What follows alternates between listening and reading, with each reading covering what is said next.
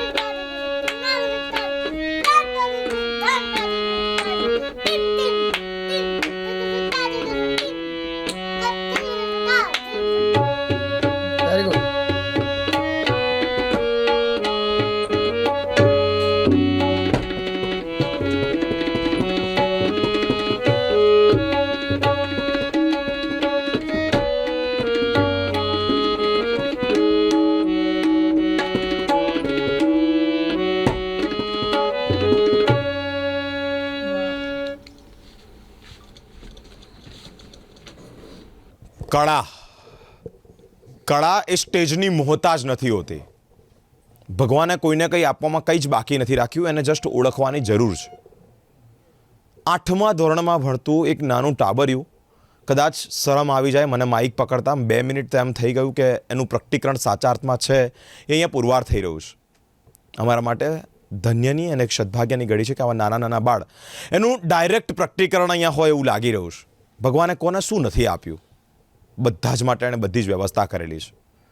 જીન્સમાં જે હોય મોરના ઈંડાને ચિતરવાના ક્યારે ન હોય, એ વાક્ય એક પંક્તિ એ લીટી અહીંયા સાર્થક થઈ રહી છે.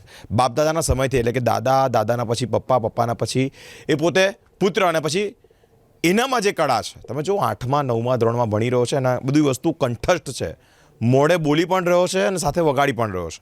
એના ડેડી અમારી સાથે ઉપસ્થિત છે, તેઓની સાથે વાતચીત કર્યું છે. આશ્ચર્યચકિત થઈ જવા એવા એ 5-10 મિનિટ હતી કે જે સમયે આ વગાડી રહ્યો હતો. શું કહેવા માગો છો? પહેલાં તો આપનું આટલું નાનું ભૂલકું તમારી સામે કંઠસ્થ બોલી પણ રહ્યો છે ને વગાડી પણ રહ્યો છે તાલ. શું કહેવા માગો છો? એ સર, આપણે જ્યારથી એનો જન્મ થયો છે ત્યારથી અમને પણ કંઈક બિલીવ નથી થતું કે ભગવાને આ અમને શું ફળમાં આપી દીધું છે. અને નાનપણથી જ એ બહુ જ, એટલે સંગીતની અંદર એને બહુ જ ઘણો એને અંદર અનુકૂળતા, એને બહુ જ, એને ખબર નહીં, સંગીતમાં એને બહુ જ ઇન્ટરેસ્ટ હતો. અને જ્યારે પણ હું પ્રેક્ટિસ કરું ત્યારે હું જે પ્લે કરું તે એ કંઠસ્થ કરી લેતો અને યાદ કરી લેતો. અને ખબર નહીં, અત્યારે આ તમારી સામે આવી રીતે પરફોર્મન્સ કરી રહ્યો છે.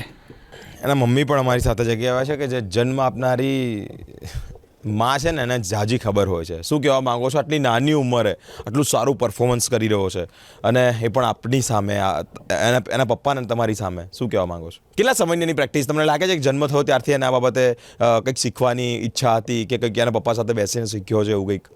જ્યારે નાનો હતો ને ત્યારથી 3 વર્ષનો, ત્યારથી જ એના પપ્પા સાથે આવું પ્લે કરતો હતો. જ્યારે પેલો કોરોના કાળ ચાલતો હતો ત્યારે પપ્પા એના રિયાઝ કરે તો એ પણ સાથે બેસી જ જતો હતો, અને એમાંથી આગળ એ શીખ્યો. એને કયા ધોરણમાં છે અત્યારે? 3rd સ્ટાન્ડર્ડમાં. અને એની ઉંમર એપ્રોક્સ? એની 8 થી 9 છે. 8 વર્ષની ઉંમરે તબલા પર આવો હાથ જમાઈ રાખ્યો છે. શું માનો છો એના પ્રત્યેના તમારા સપના કેવા છે? એ બહુ જ આગળ વધે અને ભગવાન એને વધારે તંદુરસ્ત જીવન આપે. આ દુનિયામાં તો તમારા જાજુ તમને માહિતી હશે કે બધા કલાકારો કેવી રીતે કળા આપે છે. તમે એને ક્યાં જોવા માંગો છો?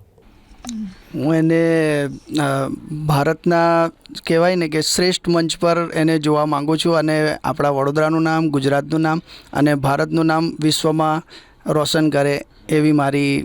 જાતે જ એણે આ બધું શીખ્યું, જાતે જ ઓબ્ઝર્વ કરીને શીખ્યું કે તમે એને શીખવાડ્યું? ના સર, અત્યાર સુધી મેં એને નથી કશું શીખવાડ્યું. એને ઓબ્ઝર્વ કર્યું. હું પ્રેક્ટિસ કરતો તો એ કંઠસ્થ કરી લેતો, અને મારા ફિંગરિંગ જેવી રીતે હું પ્લે કરતો એ ધ્યાન રાખતો, અને એની સાથે જ એ પ્રેક્ટિસ કરતો. અને અમુક જે બોલ એ વગાડે છે એ મને ખબર નથી એને ગયા જન્મના મળ્યા હોય કે ખબર નહીં, પણ અત્યારે આ તમને કંઈ પૂછે કે આને તાલ કહેવાય અને સૂર કહેવાય એવું કશું પૂછે? હા, પછી એટલે એને જ્યાં ખબર ના પડે કે ભાઈ માત્રા શું છે, તાલ શું છે, બોલ શું છે, તે મારી પાસે લર્ન કરતો અને શીખતો. શ્વાસ, હજી એક આપની પાસેથી હજી એક આવી જમાવટ, હજી એક આવી રમઝટ સાંભળવા માંગુ છું. સંભળાવશો?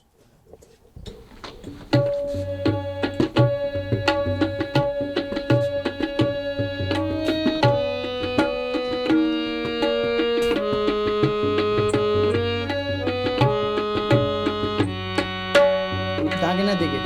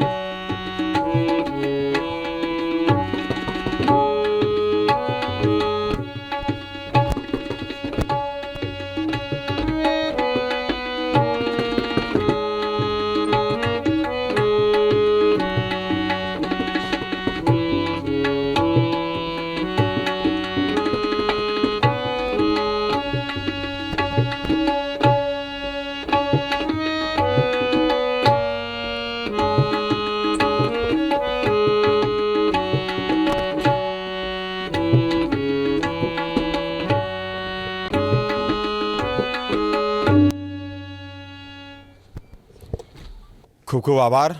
સ્પાર્ક ટુડે ન્યૂઝ આજે ભગવાનને એક અપીલ, ભગવાનને એક પ્રાર્થના કરી રહ્યું છે કે એના માતા પિતા તો ઈચ્છે છે કે દેશના સારા એવા મંચ પર વગાડે, પરંતુ હું એવું માનું છું, હું એવી પ્રાર્થના કરું છું કે આ કળા છે એ કળા આંતરરાષ્ટ્રીય સ્તરે, એટલે કે દેશ અને દુનિયામાં ખ્યાતનામ જે કલાકારો હોય તેમની વચ્ચે બેસે અને આપણો શ્રેયાંશ વડોદરા શહેરનું ગૌરવ કહેવાય, ગુજરાત રાજ્યનું ગૌરવ કહેવાય, ભારત દેશનું ગૌરવ કહેવાય કે આટલી નાની ઉંમરે હાથમાં કળાશ.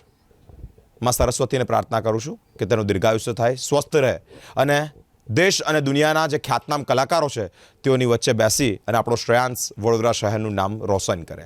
અલગ અલગ કલાકારો અમારી વચ્ચે આવી રીતે આવતા રહે છે, પોતાની કળા બતાવતા રહે છે, પરંતુ શ્રેયાંશ અમારી માટે બહુ જ યાદગાર બની રહેશે, કારણ કે ખૂબ નાની ઉંમરે તબલા પર હાથ મૂકીને જે ફરાવાની જેની કળા છે એ ડાયરેક્ટ ભગવાને આપેલી છે. એવું સ્પષ્ટપણે મનાય છે કે ભગવાન ક્યારેક કોઈને કઈ વસ્તુ બક્ષિસમાં આપવા માટે બાકી નથી રાખતા. શ્રેયાંશ પ્રજાપતિ તેનું ઉત્તમ અને શ્રેષ્ઠ ઉદાહરણ છે. અલગ અલગ કલાકારો સાથે આપ સુધી પહોંચતા રહીશું. અમારી સાથે સ્પાર્ક ટુડે ન્યૂઝ પર જોડાયેલા રહો. કેમેરામેન ગૌતમ સાથે હું બિરેન, સ્પાર્ક ટુડે ન્યૂઝ.